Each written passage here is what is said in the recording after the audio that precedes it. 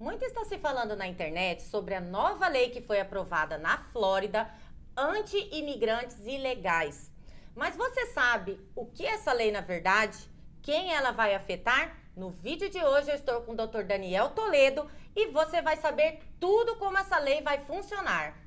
Vamos lá? Momento Imigração com Daniel Toledo. Dr. Daniel, muito obrigado por você ter aceitado o nosso convite de estar aqui trazendo informações para o pessoal, porque realmente tem muita informação na internet, né? E o pessoal tá alvoroçado, principalmente o pessoal que mora na Flórida, né? E eu sabia, tenho certeza que eu posso contar com você para trazer informações para eles de qualidade. Obrigado. Foi um prazer imenso estar aqui com vocês, receber vocês aqui no escritório. É um prazer imenso, pode ter certeza absoluta. Vamos lá, vamos tentar esclarecer para as pessoas. Muita gente morrendo de medo dessa nova regulamentação.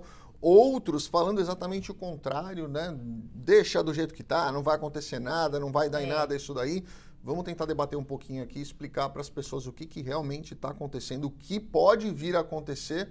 E aí a gente vai deixar um pouco mais de tranquilidade para que as pessoas possam fazer as avaliações, se vale a pena sair da Flórida nesse momento ou não. Porque tem muita gente já pensando em se mudar. Tem gente que já está se mudando, inclusive. Tem recebido muita ligação? Um monte. Meu Deus. Então vamos lá, doutor Daniel.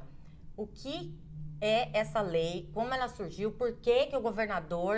Isso é uma coisa política? O pessoal está se falando muito que isso é uma manobra política. O que você acha? Vamos lá. Uma coisa importante a gente entender. Quando você lê a bill inteira, você vê que muitas coisas que estão na bill é mais do mesmo. Entendi. É repetir o que já existe numa legislação, seja ela estadual, seja ela federal, nos mesmos termos, inclusive. E algumas vezes muda uma palavra ou outra, mas o resultado que eles buscam, no final, é exatamente o mesmo. Então, quer dizer, uma boa parte dessa nova bill, ela fala mais do mesmo. Coisas que já existiam e que não eram aplicados por qualquer razão que o fosse. Mas agora eles querem colocar e chamar a atenção para que seja aplicado. Se vão conseguir aplicar tudo isso que eles imaginam, que eles querem, que eles têm colocado na legislação, se isso vai ser execuível, é um outro assunto. Aí a gente vira para a página 2, porque ler só a página 1 é causar desespero em todo mundo. Uhum. Eu acho que não existe nem efetivo para controlar e fiscalizar 100% das pessoas. Mas se você conseguir controlar e fiscalizar 10% das pessoas, esses 10% vão entrar num pânico tão grande que vai acabar contaminando os outros 90%. Vai afetar todo mundo. Então acaba sendo um efeito cascata já intencional, porque não existe efetivo para você controlar 100% dos imigrantes indocumentados que estão na Flórida ou em qualquer outro estado. Não teria como fazer tudo isso simultaneamente, mas eu acho que se escolherem meia dúzia e usarem essa meia dúzia como referência, essa notícia vai espalhar, como já está espalhando, e vai fazer com que as pessoas acabem saindo dali voluntariamente pelo receio de eventualmente acontecer alguma coisa com elas. Né? E quando a gente fala dessa legislação, principalmente dos pontos novos que foram trazidos nessa legislação, a gente vai perceber que muitas delas vão contrários à regulamentação constitucional, e alguns, inclusive, contrários à própria legislação do Estado, porque se você for olhar a lei da Flórida, diz que é crime um pai ou uma mãe não colocar o filho na escola em idade escolar. Ué, é verdade. É crime você não colocar, mas se você você colocar, você não vai conseguir matricular, porque a escola não vai deixar você matricular, porque ela não tem documentação de status dos pais e dos meninos, né? Então, a própria legislação da Flórida acaba se conflitando uma com a outra, porque uma diz que você é obrigado a matricular seu filho na escola e essa legislação nova diz que você não pode matricular o seu filho na escola, né? Então, ou a gente vai por um lado ou a gente vai por outro e, obviamente, isso vai acabar virando algum processo lá na frente e algum juiz vai ter que decidir por uma situação ou outra. Apesar de eu achar que logo, logo, nós vamos ter alguma entidade de classe, seja o EILA, seja alguma outra, justamente questionando a questão constitucional dessa legislação. O que não quer dizer que o juiz vai barrar a legislação inteira. Ele pode barrar trechos dela. Ah, entendi. Então, vamos ver o que vai acontecer aí nos próximos meses. Outra questão é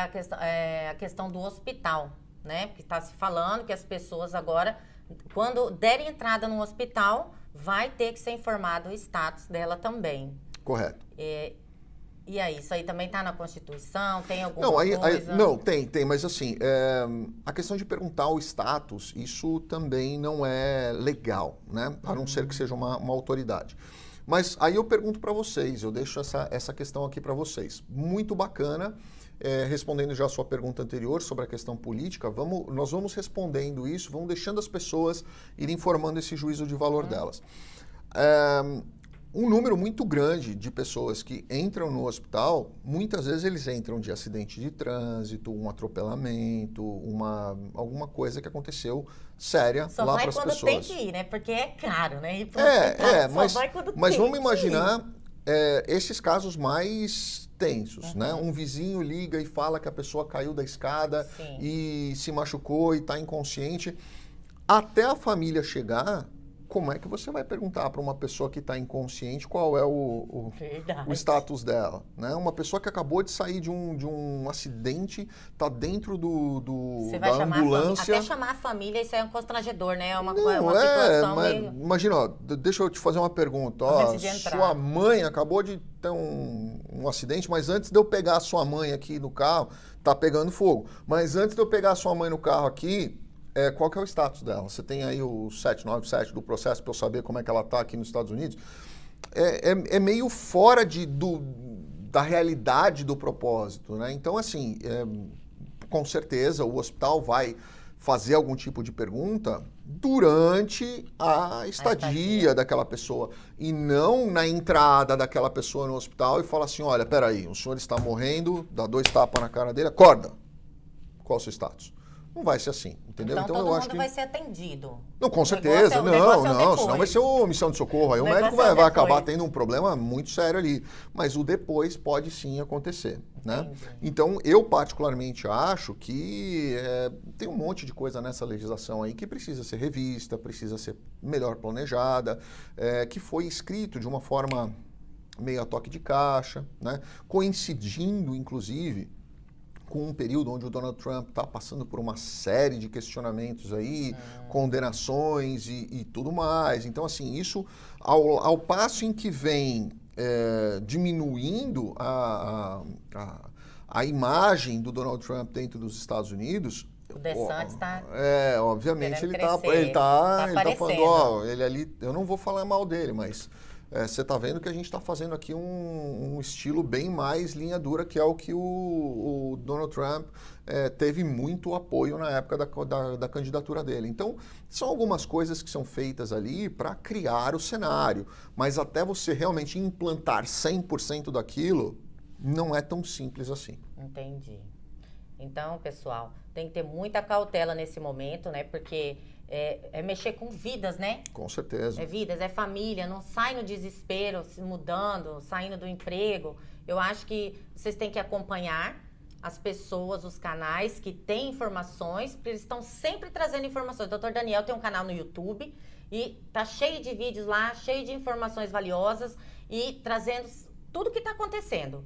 Então, esperem, não saiam, né? Porque eu tô vendo vários grupos, tem muitos grupos de WhatsApp. Você já cansou de falar dos benditos grupos de WhatsApp? Eu sou fã, tá vendo que eu assisto seus vídeos, entendeu? Eles sempre falam, gente, grupo de WhatsApp é para desesperar qualquer um, né? É terrível. E aí lá tem gente já desesperado, falando que tá se mudando, que não vai poder mais alugar casa pra pessoa, não pode dar carona. E aí o outro fala, eu acho bom você... Até, inclusive... uma coisa que eu vejo muito, que às vezes as pessoas aí de casa, elas não fazem nem ideia do que acontece. No meio de toda essa confusão, tem uma divisão entre os próprios brasileiros, né? Que alguns deles são a favor disso. Sim. São a favor. Sim. né? Você fez até um vídeo esses dias falando sobre o negócio de impostos, tá? Você podia falar um pouquinho? Vamos lá. Isso é muito curioso, porque eu aprendo muito mesmo com as pessoas, eu aprendo muito com os meus inscritos. Eu acho que isso é uma troca que acontece, que é muito legal. Muitas vezes as pessoas comentam coisas ali embaixo que me fazem pensar, né? E se você for olhar esse vídeo que você mencionou, você vai ver uma quantidade gigantesca de brasileiros comentando ali, falando, olha, tem que entrar essa lei mesmo, tem que ser desse jeito, porque a gente está cansado do indocumentado que chega aqui, começa a fazer um monte de rolo, começa a querer dar o jeitinho, porque ele meio que vive no anonimato, né? Então, se ele faz alguma besteira, a chance de chegar um problema até ele é muito menor, né? Então, ele não tem social, ele não tem... ele tem o ITIN, mas não tem o social. Então, muitas vezes ele compra um social ali, usa faz de outro, e compra uma conta de aplicativo, Uber, entendeu? Então, assim, essa pessoa ela vive meio que protegida ali por um anonimato que torna essa pessoa mais folgada na situação, porque se alguém for cobrar alguma coisa de vocês, ele tem uma porta para bater ali, ele sabe ir atrás de vocês, né? Mas muitas vezes o indocumentado nem sempre é assim, né? Não vamos generalizar. A gente não está generalizando, né, Daniel? Não vamos generalizar, mas nem sempre é fácil você achar uma pessoa que é indocumentada. E aí tem também a questão do imposto, né? Todo mundo fala, poxa, quando eu falo de imposto, parece que isso é o calcanhar de Aquiles do indocumentado. Não, eu pago imposto também. Não é bem assim, porque se a gente for olhar, o imposto que um indocumentado paga, vamos imaginar, uma pessoa entrou pelo México e ela atravessou a fronteira, não tinha visto, não tinha nada, foi parar lá na Flórida, tá? Ela mora do lado da sua casa. Ela alugou uma casa do lado da sua, certo? Deu 3 garantias de aluguel, alugou ali. Você faz compra de mercado? Ela também. Você paga a gasolina? Ela também. Você comprou um carro? Ela também. Você paga aluguel? Ela também. Mas você tem um Social Security. Você já tomou um bloqueio na sua conta por diferença de imposto de renda, que você declarou uma situação, faltou um valorzinho, o imposto de renda identificou e você não? E aí ele vai lá e bloqueia na sua conta? Já aconteceu com você? Já aconteceu comigo. Só que se eu não tivesse social, eu não teria que ter declarado 100% daquilo. Com certeza. Tá? E para mim, a diferença que deu entre o que eu paguei e a minha declaração foi comida de bola. Foi $350. Sumiu $350 da minha conta e eu fui ver que era um bloqueio do IRS. Por besteira. Foi erro de cálculo. Então, qualquer coisa que a gente faz, tá ali, né? Tá ali, tá registrado. E isso que eu tô falando é imposto de renda. Porque os outros impostos, o sales tax e tudo mais, são impostos que todo mundo paga. Então, não é mérito de um imigrante, seja ele legal ou ilegal, pagar esse imposto na compra do álcool, do telefone, do postício ou do que for. Todo mundo paga. Inclusive, se alguém está no Brasil. Se alguém ligar aqui para você, falar assim, olha, Patrícia, manda um iPhone para mim aqui para o Brasil. Tem tá? que pagar. Você vai pagar, não vai? Então, a pessoa que está no Brasil, que mandou o dinheiro para você, ela também pagou o imposto. É verdade. E ela nem nos Estados Unidos ela está, mas ela está pagando do mesmo jeito. Certo? Então, que mérito existe no imigrante ilegal nessa questão tributária? Aí algumas pessoas falam, poxa, mas o imigrante legal tem ITIN e alguns pagam imposto. Sim, está lá no site da Casa Branca. Vocês podem acessar o site lá da Casa Branca, que tem ali o portal da transparência ali da Casa Branca, que está ali dizendo.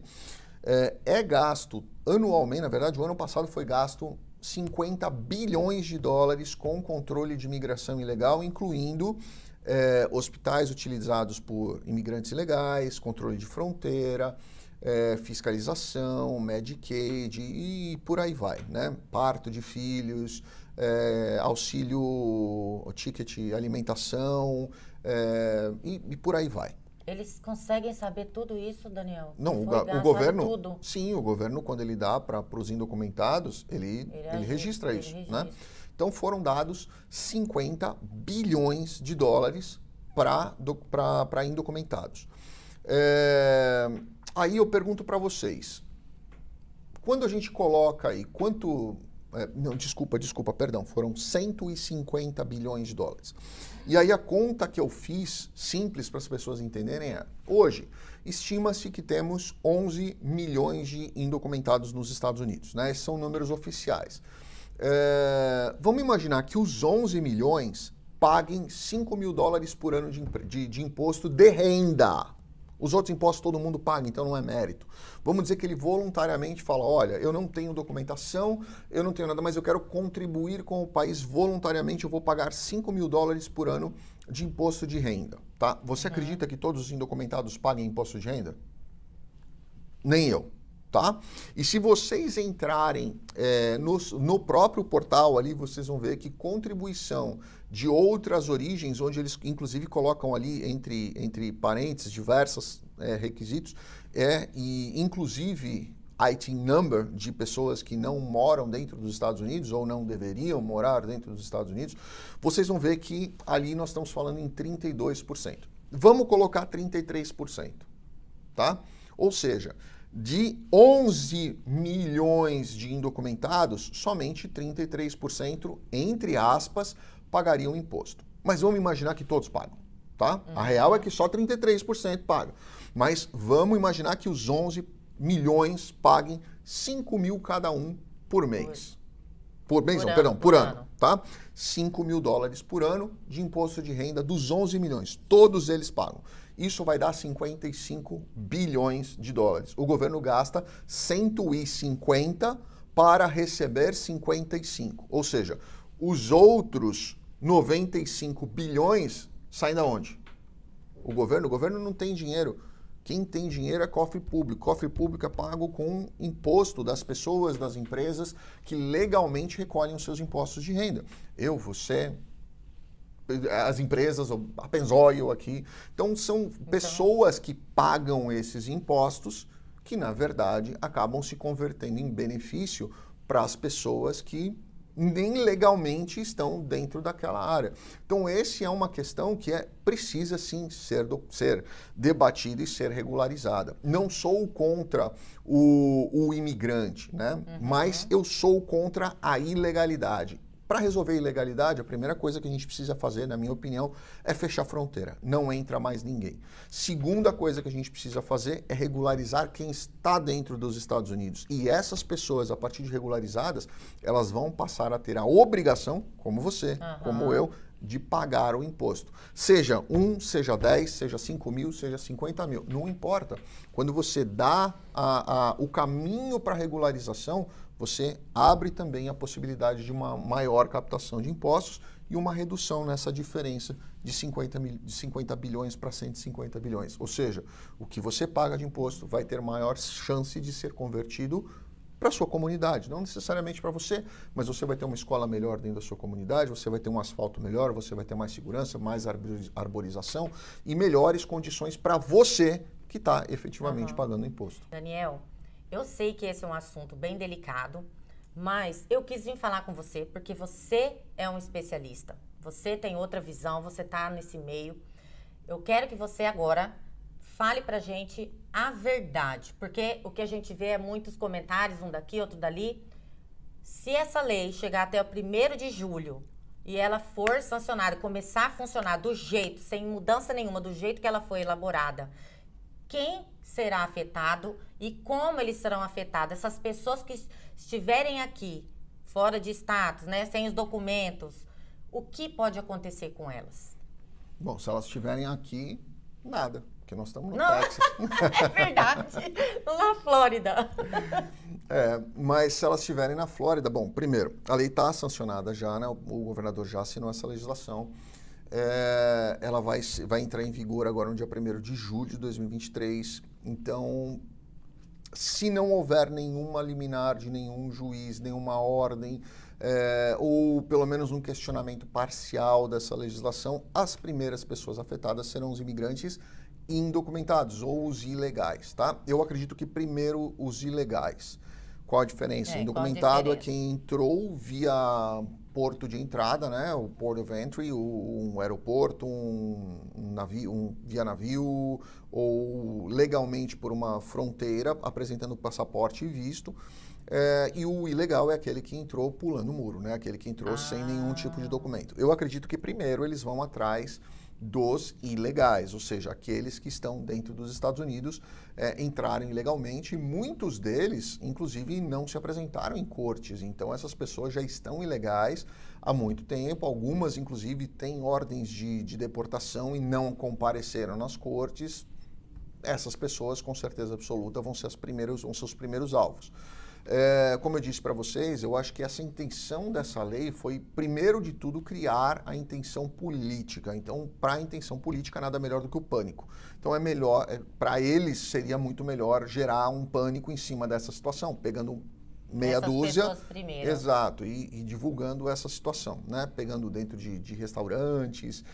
Engana-se quem acha que a imigração não tem tudo mapeado. Quais são os restaurantes que empregam os imigrantes legais, quem são as empresas que empregam, as lojas que empregam, as construções que empregam. Engana-se quem acha que a imigração não sabe disso. Eu falo sempre isso para as pessoas. Eu tenho alguns amigos que são agentes de imigração. E apesar deles não falarem isso, eu falo sempre isso para eles, né? Eu falo, a melhor forma de você pegar um imigrante ilegal é você ir nos vídeos do YouTube, porque você vê que muitas vezes o imigrante ilegal, ele se esconde atrás de um perfil que não é o perfil com o nome dele, e ele fica valente. Né? Ele é o que mais reclama ali, é o que mais xinga, é o que mais agride, é o que mais discorda de tudo. E se você fala qualquer coisa, olha, isso aqui pode não ser bom para você, mas eu já estou nos Estados Unidos há 16 dias, eu sei tudo. Entendeu? Então, as pessoas que comentam Deus dará nos vídeos, pode ter certeza absoluta que tem sim agentes ali olhando e mapeando toda essa situação. Não imaginem que porque num estado não existe uma pressão maior, não quer dizer que o DHS não tem isso mapeado. Então eu imagino que nesse começo eles vão atrás dessas pessoas, seguidos pelos indocumentados, que são aqueles que acabaram vindo e ficando em overstay ou não renovando visto, alguma coisa nesse sentido. Qual foi a outra pergunta depois? O que pode acontecer se pegar? Se essas pessoas pegarem... vai para cadeia, o que pode acontecer? Deportar, as pessoas pensam que um processo de deportação é assim, pegou, levou ao aeroporto, pôs no avião e tchau. Não é não? Não. A pessoa é presa, vai para um lugar, seja um Chrome ou uma detenção do ICE, e aí essa pessoa vai responder um processo de deportação, que ela pode optar por responder o processo e aguardar a decisão do processo aqui, ou ela faz uma deportação voluntária. Não fazemos deportação, não trabalhamos com indocumentados, então muitas pessoas às vezes falam, poxa, Daniel, mas você está falando esse tipo de coisa porque você quer que as pessoas entrem em contato com você para resolver o problema delas de deportação. A gente não faz isso. Né? Então eu estou falando aqui para vocês, é a realidade mesmo, é a verdade mesmo do que acontece nua e crua. E a gente não trabalha com isso, então eu não tenho interesse nenhum em criar algum tipo de pânico, medo ou alguma coisa que as pessoas possam sentir com relação a isso. É exatamente isso que vai acontecer. Vão pegar essas pessoas, vão levar para um centro de detenção, vão abrir um processo de deportação para essa pessoa, se não existir ainda, e essa pessoa vai ter que procurar um advogado de deportação, que nem sempre um advogado de imigração faz deportação, que é o nosso caso. Ninguém aqui no escritório trabalha com indocumentados ou com deportação. Então, sugiro a vocês que, se eventualmente isso acontecer, já tem o telefone aí de um advogado de deportação que trabalhe com essa questão de deportação, deixa num lugar fácil, que se eventualmente alguma coisa acontecer, você já pode entrar em contato com ele. De repente, até entre em contato antes, para que ele mesmo já te oriente e já te diga o que você deve fazer na hora que eventualmente, e se eventualmente alguma coisa acontecer. Gente, olha só, a gente sempre aprende, né, na vida. Eu nunca na minha vida imaginei que tivesse um advogado de deportação. Sim, são advogados especializados na legislação de deportação. Mas se ela foi presa, foi colocada lá em custódia, porque ela está aqui ilegal. Só estou perguntando isso para tentar entender, acho que o pessoal vai ser legal. Ela está aqui ilegal. ela vai contratar um advogado para quê? Para falar que ela quer ficar aqui, ela tem o direito de então, ficar? Então, existem caminhos que as pessoas podem aplicar, né? Para, de repente, ficar dentro dos Estados Unidos. E, às vezes, esse advogado de deportação vai ver se essa pessoa tem essas características ou se vale a pena, de repente, ela pedir aí uma soltura e responder esse processo em liberdade, dar sequência nesse processo com ela solta. É uma possibilidade. Então, eu sugiro que conversem com o advogado de deportação. E reitero, nós não fazemos isso. Então, às vezes as pessoas entram em contato com a gente, pô, mas me ajuda nesse caso. A gente não faz. Não somos especialistas nisso e a gente prefere ficar onde a gente entende realmente. Tá certo.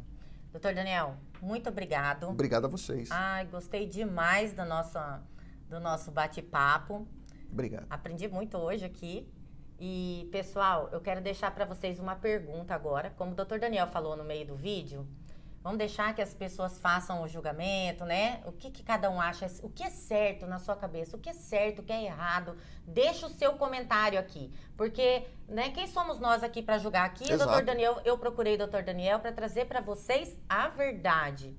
Entendeu? Então, vamos saber o que as pessoas pensam. Né? Deixa o seu comentário aqui, deixa o seu questionamento, sua dúvida, que eu vou estar trazendo para o Dr. Daniel, né? Dr. Daniel, vou deixar todos os seus contatos, passa para eles por favor, o seu Instagram. Obrigado. Só entrar, o jeito mais fácil de entrar em contato com a gente é contato@litoledolaw, LEETOLEDOLAW.com. É o jeito mais fácil de entrar em contato com a gente e com certeza absoluta a gente vai responder a todas as perguntas. Então é isso aí, pessoal. Muito obrigado por estarem aqui. Espero que vocês tenham gostado. Vejo vocês no próximo vídeo. Tchau!